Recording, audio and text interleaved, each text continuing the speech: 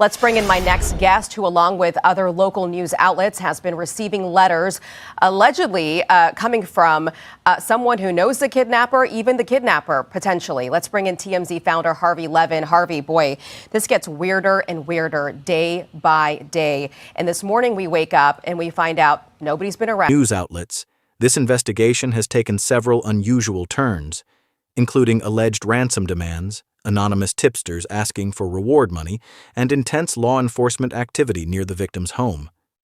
It's a story that raises as many questions as it provides answers, and it's important we approach it carefully, separating what's confirmed from what's still speculation.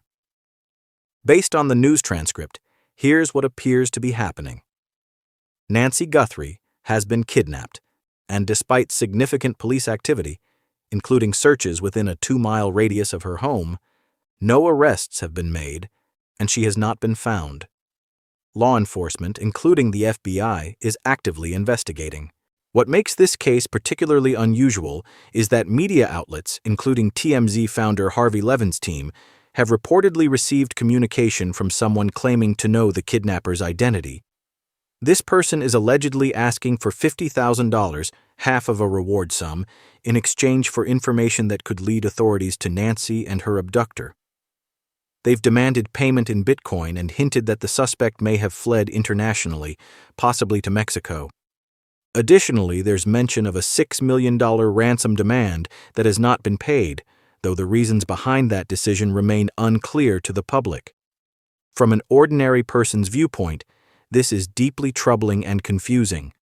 When someone goes missing, especially under such serious circumstances, the natural hope is for a swift resolution. The fact that days are passing without an arrest or rescue naturally creates anxiety for the victim's family and the community. The involvement of anonymous individuals reaching out to media outlets adds another layer of complexity. On one hand, it's possible this person genuinely has information. On the other hand, high-profile cases like this often attract people seeking attention or financial gain, making it difficult to know what's credible.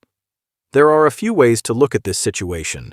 Some might wonder why the ransom hasn't been paid if it could potentially save Nancy's life. Others might recognize that law enforcement often advises against paying ransoms, as it can encourage future crimes and doesn't guarantee the victim's safe return.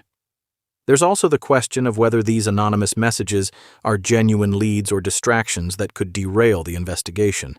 Harvey Levin mentioned that the FBI is taking these communications seriously, which suggests they see some potential value in them. At the same time, he acknowledged uncertainty about their authenticity, a responsible stance given how common hoaxes and scams are in cases that receive media attention. What stands out here is the tension between public curiosity and investigative integrity. We naturally want answers, but law enforcement often withholds information for good reason, to protect the investigation and, ultimately, the victim.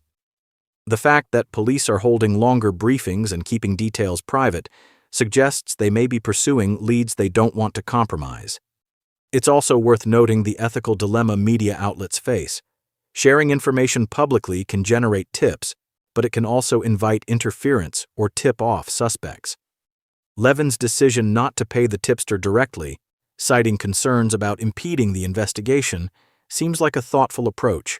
As this case continues to unfold, it's a reminder of how complicated and unpredictable these situations can be. While we all hope for Nancy Guthrie's safe return, it's important to let law enforcement do their work without jumping to conclusions or spreading unverified information.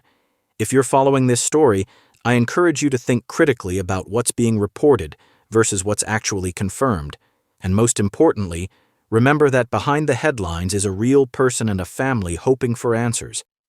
Let's continue to watch this space with both concern and patience, trusting that those working the case are doing everything they can.